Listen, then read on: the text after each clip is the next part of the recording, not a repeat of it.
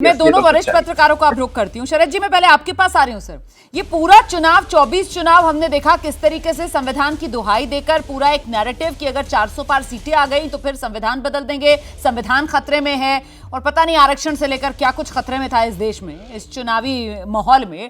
लेकिन आज वही संविधान की दुहाई और इमरजेंसी के नाम पर संविधान के मुद्दे पर ही आपको लगता है कि विपक्ष की पोल खुल गई? इंडिया गठबंधन कांग्रेस की इमरजेंसी के मुद्दे पर, संविधान पर जो प्रहार हुआ था उस मुद्दे पर बोलती बंद हो गई है, इन लोगों की जवाब नहीं दे पा रहे हैं।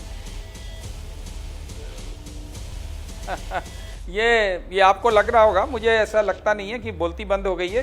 प्रॉब्लम इस बात की, एज अ जर्नलिस्ट बिल्कुल जो फेयर बात जो कही जानी चाहिए और बैलेंस्ड बात, वो ये है कि वो लगे हुए हैं 50 साल पहले की बात इमरजेंसी करने, जिसको 50 दफे 50 सालों में 1000 दफे डिस्कस कर जा चुका होगा, कंडेम किया गया है। कोई भी इमरजेंसी को कंडोन नहीं करता है, जैसे कि 2002 के गुजरात दंगों को कोई कंडोन नहीं कर सकता है, तो इमरजेंसी को भी कोई कंडोन नहीं कर सकता। दोनों एक ब्लैक चैप्टर इस देश की हिस्ट्री में।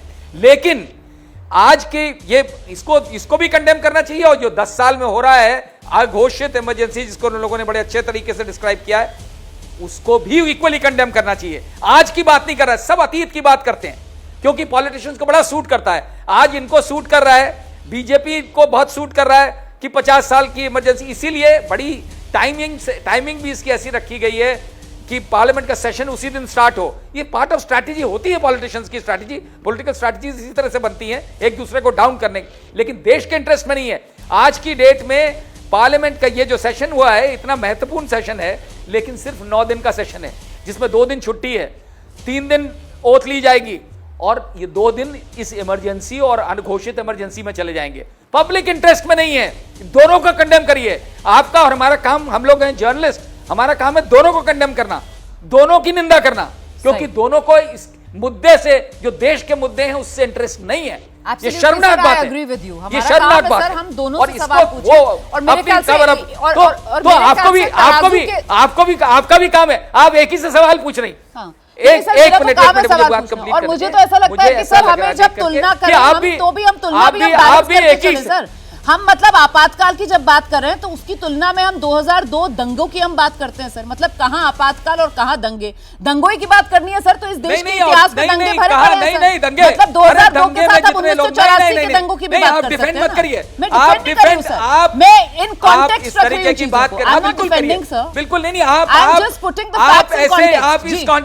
आप इस तरीके से कर रही हैं। It is no, you are trying to be biased towards BJP, which is not fair. ये आपका नजरिया हो सकता है, ये आपका नजरिया हो सकता है सर। कि आपके बोलने से मेरा नजरिया हो सकता है, लेकिन प्लीज एक्सेप्ट हर एक का दूसरे का नजरिया। जब आप बीजेपी का नजरिया सुनने को तैयार है तो दूसरों को भी सुनिए। मुझे किसी पार्टी से कुछ लेना देना नहीं है, दोनों इक्वली कंडेमेबल है। बट आपके पूरे अंदाज से ऐसा जाहिर होता है कि आप थोड़ा काफी टिल्टेड है टुवर्ड्स बीजेपी, तो वो शोभा नहीं देता है एक जर्नलिस्ट को। ठीक है, आपकी बात पूरी हो गई सर? हाँ, हो गई, बिल्कुल ठीक है। विजय जी, अब आप आए। मैंने यहाँ पर जो पॉइंट रखा, मुझे कहना बहुत सी बातें हैं, एक बात जोड़ना चाहूंगा मैं। एक चीज रह गई कि आपको याद दिला दूं, आपने जरूर इतिहास पढ़ा होगा, आरएसएस वो ऑर्गेनाइजेशन है जिसने हिटलर जैसे तानाशाह को सपोर्ट किया था, बाकायदा प्रेज किया है। और ये जो बार बार बात आ रही है, जो दबा दी जाती है कि भावराव देवरस जो चीफ थे आरएसएस के, उनके ये दो लेटर्स सामने आए हैं, ये क्या बोलते हैं, ये साफ जाहिर करता है कि कितना प्रेम है उनको संविधान से। संविधान से प्रेम होता तो जो इन्होंने 10 साल में, पिछले 5 साल में जितनी 10 चीजें करी हैं, तो नहीं बोलते। आज की डेट में केवल स्ट्रैटेजी है, क्योंकि संविधान के नाम पे इनकी पार्टी डाउन गई है, तो वो दिखाना चाहते हैं कि हमसे बड़ा कोई हिमायती नहीं है। अरे इनको तो शर्म आनी चाहिए, जिस तरह उनको शर्म आनी चाहिए 50 साल पहले की इमरजेंसी का। ये और रिसेंट है, इतिहास में ही जाते रहेंगे, अतीत की बात नहीं करेंगे ये, क्योंकि इनको इश्यूज से में डिस्कशन नहीं करना है, इनको डाइवर्ट करना है। ये सबसे ज्यादा कंडेमेबल है।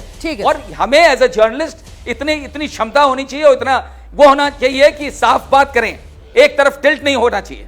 बिल्कुल सर, हमें देखना चाहिए, मुझे लगता है विजय जी को आना चाहिए कि अगर एक तरफ से संविधान खतरे में है और 400 पार अगर सीटें आ जाएंगी तो संविधान बदल दिया जाएगा, इसकी दुहाई दी जा रही है, तो अगर दूसरी तरफ से कि साहब 50 साल पहले इन्होंने तो वो कर दिया, नहीं दी जा रही है, लगा दिया था, वो उसको अगर याद कर रहे हैं और देश को याद दिला रहे हैं, तो सर ये तो बस, fact है ना, बस, तो ये तो बस, कॉन्टेक्स्ट में रखी जाएंगी दोनों बातें, और बात तो दोनों तरफ की सामने रखी जाएगी। ऐसा तो है नहीं कि एक तरफ नहीं की बात नहीं, की लेकिन जाएगी। दोनों बातें विजय रखिए, जी, ठीक है, दोनों सर। बातें रखिए, सर, आप खाली एक ही बात रख रहे नहीं, हैं, सर, हम दोनों बात सबको रखिए। मौका दे रहे हैं और सब अपनी अपनी बात रख रहे हैं। आपको भी मैंने पूरा मौका दिया। अब अगर आपकी बात पूरी हो गई है सर, तो विजय जी को भी जरा सुन लेते हैं। आइए विजय जी।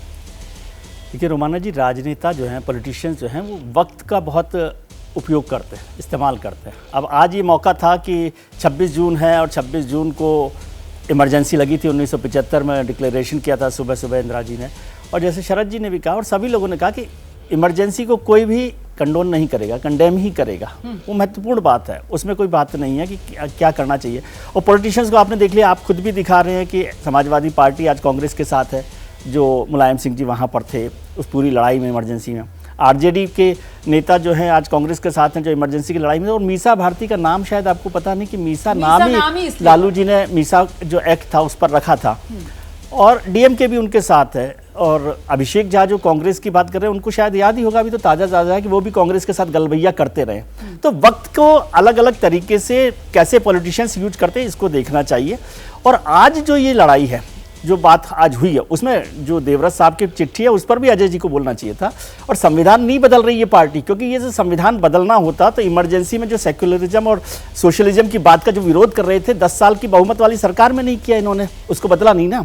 और आपको पता है जो 42nd अमेंडमेंट है, 41st अमेंडमेंट है, उसमें से बहुत सारी चीज़ें, जनता पार्टी की सरकार आई थी, उसमें से बहुत सारी चीज़ें, जब अडवाणी जी वहाँ पर मंत्री थे, वाजपेयी जी भी मंत्री थे, बहुत सारी चीज़ों को छोड़ दिया गया, क्योंकि वो किसी भी सरकार को कंफर्ट जोन में लाती हैं।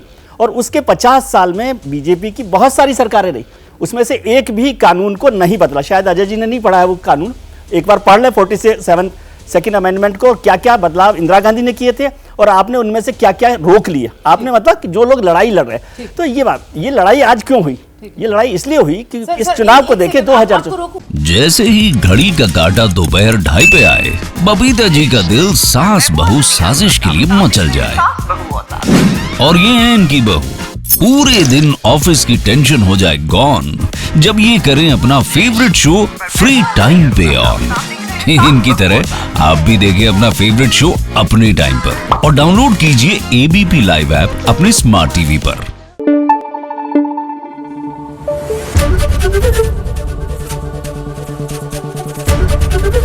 एबीपी न्यूज आपको रखे आगे।